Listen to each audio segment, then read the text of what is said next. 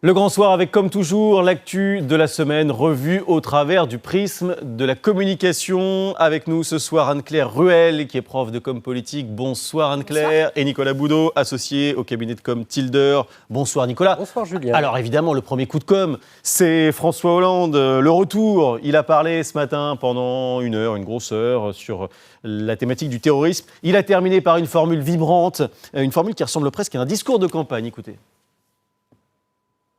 Nous sommes la France, mesdames et messieurs, nous sommes la France, et je vous l'assure, la démocratie est notre arme et notre âme, et c'est ainsi que nous vaincrons le terrorisme. Vive la République et vive la France! Nous sommes la France. La France, mot le plus utilisé lors de ce discours. On a compté, figurez-vous, quels étaient les mots-clés de cette intervention. Et c'est donc le mot France qui est en tête largement, avec 47 citations. Le deuxième mot le plus utilisé, vous le voyez ici en bas, c'est le mot démocratie, 31 citations. Et puis République, 22 fois. Voilà, France, démocratie, République, Anne-Claire Ruel. On voit bien derrière ces mots-clés se dissimule, si on peut dire, l'intention de faire président, de prendre de la hauteur. Complètement, c'est un discours éminemment politique, cette fois-ci pour prendre de la hauteur sur des sujets régaliens, tout en mobilisant en fait aussi son électorat, c'est-à-dire la gauche, la démocratie. Voilà, qu'est-ce qui intéresse les gens de gauche, c'est justement de développer un peu cette idée de démocratie, tout en plantant quelques petites graines concernant son programme à venir. On le voit au fil du discours. Absolument. Sur la forme aussi, Nicolas Boudot, on voit un discours solennel. C'était pas une conférence de presse, c'était pas non plus une intervention télévisée. Ça, c'était important. Oui, c'est finalement un exercice un peu nouveau du quinquennat qu'on a connu quand il était candidat à la présidence de la République. Là, la question qui se pose, c'est de savoir à quel moment, finalement, il se déclarera candidat à l'élection présidentielle, parce que, vous l'avez souligné vous-même, c'est finalement une situation très ambiguë, très curieuse, parce qu'on se dit, et les commentateurs politiques toute la journée ont considéré que c'était un discours de candidat, alors même qu'il est dans un rôle de président sur un discours de lutte contre le terrorisme, discours dont d'ailleurs il est sorti plusieurs fois pour vraiment rentrer dans un registre de politique politicienne et de petites phrases. Donc fondamentalement, je sais bien qu'il y a un illustre prédécesseur de François Hollande disait qu'on ne sort de l'ambiguïté qu'à ses dépens. C'était François Mitterrand. Là, cette ambiguïté-là, elle était peut-être valable avant 1988. Dans le monde d'aujourd'hui, en 2016, compte tenu de la situation du pays, c'est nettement moins vrai. En termes de stratégie de com, Anne-Claire Ruel, l'entourage du président a fait monter un peu le désir autour de ce discours. Est-ce que ça n'est pas une façon de se tendre un piège à soi-même? Parce que forcément, il y a de la déception. Évidemment qu'il y a la déception. Il faut prendre en compte le public qui était face à lui, le public physique, j'entends. C'était un discours prononcé via une organisation et une manifestation organisée par Terra Nova. Et par un think tank de gauche et la Fondation Jean Jaurès. De gauche. Donc qu'est-ce qu'il fait? Il essaie évidemment de mobiliser son propre camp. Oui. C'est déjà ça qu'il fait. Mais il évacue un petit peu vite évidemment cette question de bilan parce que ça fait écho aussi un peu au discours du Bourget. Évidemment qu'on a entendu d'autres relents comme ça un peu de gauche et son public a été notamment assez déçu. Donc il va falloir convaincre. Et je pense que l'exercice de communication s'arrête un peu là. Mais c'est vrai, non, il prend une place dans le discours politique. Donc l'exercice de communication consistait à se placer, pour faire simple, entre Montebourg et Macron. Et tous ceux qui sont à la droite de Macron et tous ceux peu nombreux qui sont à la gauche de Montebourg. Et donc, il a réussi à se replacer finalement sur l'échiquier politique. En cela, c'est plutôt une réussite. Parce que voilà, il montre à quel niveau de l'échiquier politique il se situe et à quel niveau sa candidature à venir, la candidature à sa propre succession, sur quel terrain elle pourrait se poser. En ça, c'est plutôt pas mal joué. Pour le reste, l'actualité, comme toujours, mangera ce discours comme elle a mangé les autres. On a regardé le discours du président avec une spécialiste du langage non-verbal. Elle s'appelle Élodie Mielzrak. Elle a bien observé les gestes, la voix du président aussi. Voici l'une des conclusions qu'elle en a tirées. Dans sa gestuelle, on voit qu'il est plutôt satisfait. Il y a ce sourire du début. Il y a le fait que plus qu'à l'accoutumée, il se met dans cette position-là, c'est-à-dire qu'on voit plus le menton. Et ça, c'est vrai que c'est la position, je mets mon menton au-dessus de l'autre, c'est-à-dire que je suis en fierté quelque part, voilà, j'ai de la satisfaction, je suis là, j'occupe l'espace. Et ça, on n'avait pas du tout l'habitude de le voir fréquemment chez François Hollande. Et là, on sent que c'est un discours, effectivement, donc il y a une double lecture. Sur le terrorisme, bon, c'est une chose, mais si on est sur une lecture qui est une grille de pré-campagne, effectivement, là, on le sent à l'aise. Et donc, dans cette idée de je vais me présenter et j'ai de la matière à me présenter. Et cette idée-là est satisfaisante. Élodie Milzarek, interrogée par Héloïse Grégoire et Norbert Evangelista, d'accord avec ce diagnostic, Anne-Claire Ruel ? Oui, c'est vrai ce qui est dit. Je rejoins complètement Nicolas sur l'aspect se situer sur un territoire de communication, c'est ça qu'il a fait. Voilà, on voit les concurrents se positionner et lui, voilà, c'est ce qu'il fait. Il joue sur les deux registres, comme ça a été très bien dit, et il annonce un peu la suite de son programme. Alors, il a live-tweeté sur son compte personnel. Ça, c'est une première aussi. C'est un signe, évidemment, qui est très intéressant. On a vu tout à l'heure que le mot France était le plus employé. Il y a aussi eu sur Twitter ce hashtag « Nous sommes la France », on l'a entendu tout à l'heure dans l'expression du président. On sent qu'il y a une espèce de besoin de se réapproprier un peu le concept France, si l'on peut dire, face à un autre représentant politique qui fait ça depuis quelques semaines pour préempter un peu le concept. C'est bien sûr Nicolas Sarkozy. Regardez les titres de ses 2 derniers livres. La France pour la vie. Et puis ensuite, il y a eu Tout pour la France. Et puis dans son discours le week-end dernier, la France, alors là, elle était cuisinée à toutes les sauces. On écoute Nicolas Sarkozy. J'ai la France en moi. C'est mon pays. C'est ma nature. Tout à la France. La France n'est jamais plus grande que quand on lui présente un grand idéal pour redresser la France. Que la France donne l'image de l'impuissance. Mais la France a toujours fait battre mon cœur. Je ne veux pas laisser se défaire la France. C'est pas rien, la France. La France, c'est le contraire de la normalité. La France, c'est la grandeur. La France, c'est pareil. La France, pour être heureuse, pour être sereine, pour être confiante, elle a besoin d'un grand idéal. On se croirait un peu Nicolas Boudot, vous savez, dans ces pubs où on martèle une marque pour que tout le monde s'en souvienne bien. Oui, non, on est toujours dans le même territoire, enfin dans la même idée du marquage du territoire de communication. Tout à l'heure, c'était un marquage de gauche avec François Hollande. Là, on est dans un marquage bonapartiste ou gaulo-bonapartiste, donc c'est complètement avec à chaque fois la France au centre. Il ne va pas mettre un autre pays, non, là, mais je trouve ça plutôt réussi. Plus spécifiquement, vous voyez, oui, mais tout on a bien vu quand même. Oui, parce qu'on est dans aussi une période un peu compliquée où la question de l'identité, je ne dis pas nationale, mais de l'identité en général se pose. L'opinion publique, justement, se pose des questions. Il y a eu un certain nombre de polémiques cet été. Donc, il est normal que, finalement, les hommes politiques, puis là, à droite, ils concourent quand même pour gagner la primaire dans son camp. Donc, c'est une thématique qui, normalement, est rassembleuse. Et donc, fondamentalement, non, c'est plutôt bien, c'est plutôt pas mal joué. Et il est, encore une fois, dans son territoire de communication, un peu bonapartiste. Au sens le plus récent. Vagramien, vous voulez dire. Non. Oui. Nicolas Sarkozy. Wagram, ça a été une énorme boucherie. Sans doute la bataille la plus sanglante de l'histoire napoléonienne, d'ailleurs. Mais une victoire. Nicolas Sarkozy, qui a eu un épisode compliqué à gérer en termes d'image cette semaine, évidemment, c'est celui de l'affaire Big Malion.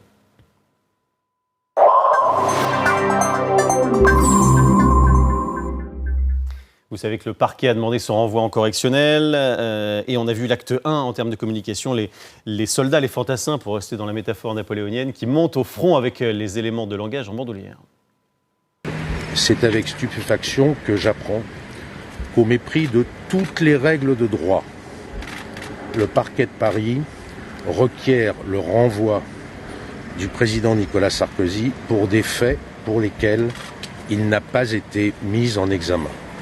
Cela démontre, s'il en était besoin, une nouvelle fois, l'acharnement, voire le mépris du respect du Code de procédure pénale. Nous sommes face à la poursuite de cette opération politique de harcèlement de Nicolas Sarkozy. Nicolas Sarkozy répondra très clairement sur le terrain juridique, mais aussi sur le terrain politique, à ces attaques qui ne trompent personne. Il exprime bien entendu aujourd'hui plus que jamais sa sérénité.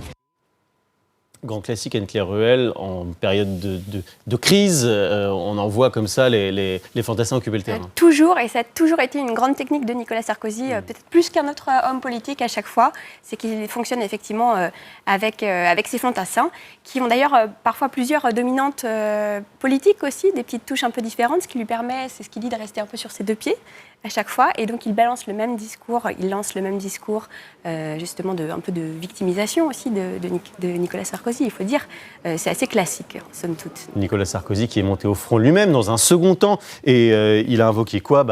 La France évidemment, écoutez. Aucune polémique, aucune manœuvre, aucune manipulation, aussi honteuse soit-elle, ne me détournera d'un centimètre de ma volonté absolue de construire avec vous une alternance forte, une alternance franche, une alternance perceptible par tous les Français. Elle est intéressante cette image, Nicolas Boudou, avec les militants derrière, il y a de la gravité, mais il a l'air assez détendu. Oui, sous-entendu, j'ai un soutien. Pour un bonapartiste, c'est normal d'envoyer ses maréchaux au front premier. En fait, s'il est aussi détendu, c'est parce qu'il a des raisons de l'être. Tout simplement parce que ce renvoi en correctionnel demandé par le parquet arrive en même temps que le procès Cahuzac. Et puis il y a eu tellement d'épisodes précédents judiciaires pour lesquels il a été blanchi que finalement on se dit, d'une part, c'en est un de plus qui finira de la même façon, et puis les gens vont oublier. Et puis, deuxièmement, il peut amener, compte tenu du calendrier, justement avec ce procès Cahuzac en même temps, il peut plaider le fait que ce soit un acharnement du parquet qui dépend. Et ça, son cœur de cible, ça lui plaît plutôt. Et ça lui plaît plutôt. En tout cas, c'est un argument qui peut passer à ce moment-là. Il n'aurait pas pu passer il y a 3 mois. Dans 3 mois, il aurait peut-être été plus compliqué de se défendre sur une telle situation. Là, fondamentalement, évidemment, un renvoi en correctionnel demandé, c'est pas forcément formidable sur le CV d'un candidat à l'élection présidentielle, mais là, à ce moment-là, au moment du procès Cahuzac, finalement, je ne vais pas dire que ça le sert, mais ça le dessert moins qu'à un autre moment de la vie politique. Et les médias, de toute façon, sont passés très vite à autre chose. Comme toujours. Et comme toujours, exactement. Et notamment à quoi ? Aux nouvelles iPhone, figurez-vous.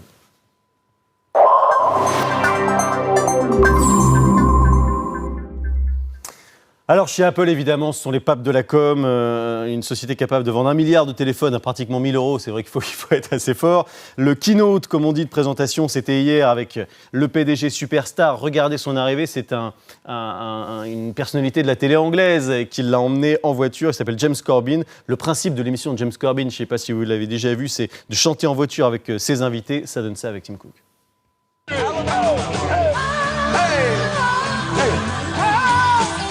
Alabama. All right, here we are. Have a great one. Thanks, James. All right, remember everything I said. Confidence, couple of jokes. Get out of there. Thanks for these. I'm rooting for you. Here we go.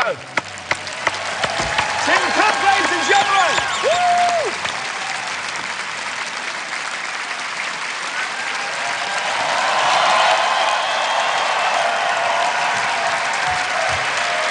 Good morning.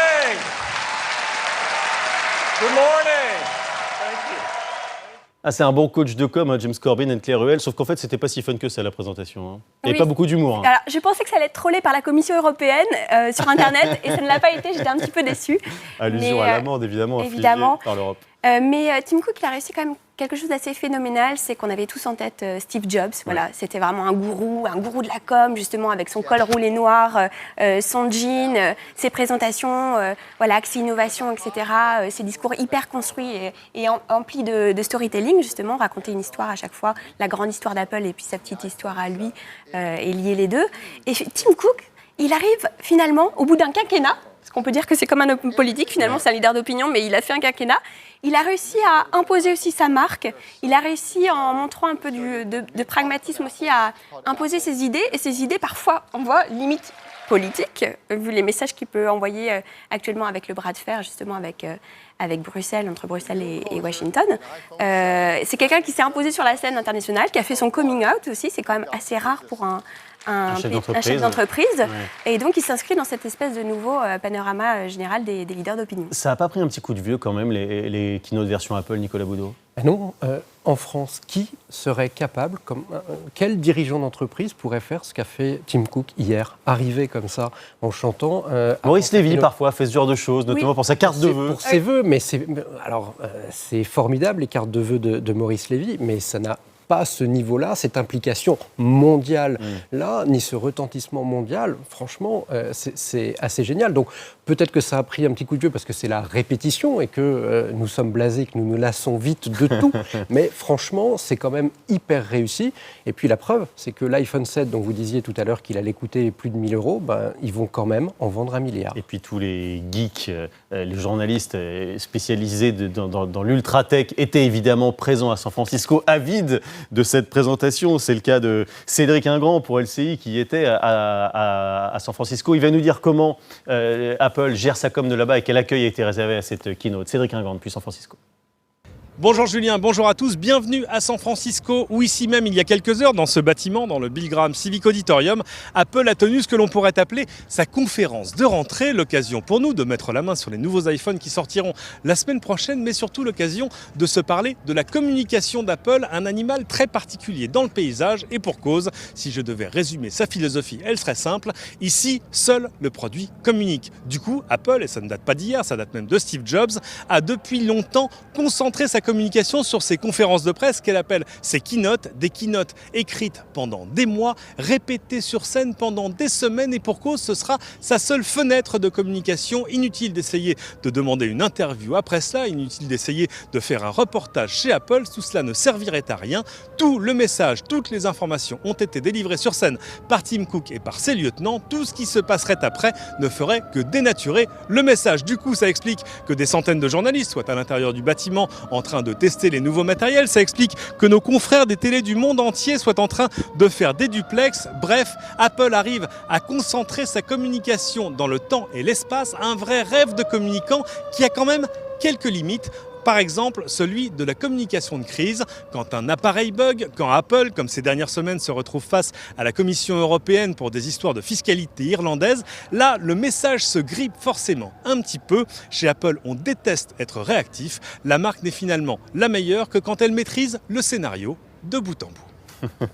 Anne Caruel, vous en parliez de cette amende de la part de Bruxelles. Ça abîme l'image d'Apple un peu quand même ? Ça abîme. La preuve, c'est qu'ils ont déployé une communication de crise.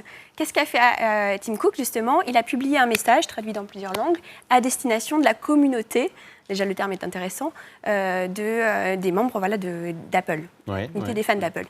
Ça, c'est une technique qu'on utilise en règle générale quand on est attaqué par une entreprise est attaquée, elle fait quoi ? Elle crée un blog. Alors là, c'est pas un blog, c'est un message, mais de la même façon, pour réagir, c'est ce que disait votre journaliste, un peu plus à froid, avec son propre message, pour qu'il soit diffusé sans qu'il y ait de contradiction. C'est un peu une com totalitaire quand même.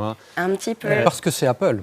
C'est la puissance de la marque qui lui permet d'avoir cette communication finalement extrêmement distante. C'est un rêve de communicant, comme l'a dit le journaliste à l'instant, mais parce que c'est Apple. Il y a assez peu d'entreprises au monde qui peuvent avoir cette capacité de rester extrêmement distants et de laisser finalement leurs appareils parler pour eux et faire leur communication. Et même en communication de crise, ça peut fonctionner parce que la puissance de la marque est telle qu'ils peuvent se permettre de gagner du temps. En communication de crise, on court toujours après le temps, de gagner du temps et d'avoir une communication à minima qui finit par fonctionner ou pas. Ça, on verra ce que dira la justice européenne si elle est saisie. Allez, on éteint l'ordinateur. Merci beaucoup à tous les deux. Comme toujours, c'est fini. Mais vous restez avec nous parce que le grand soir politique, ça continue avec l'actu tout de suite.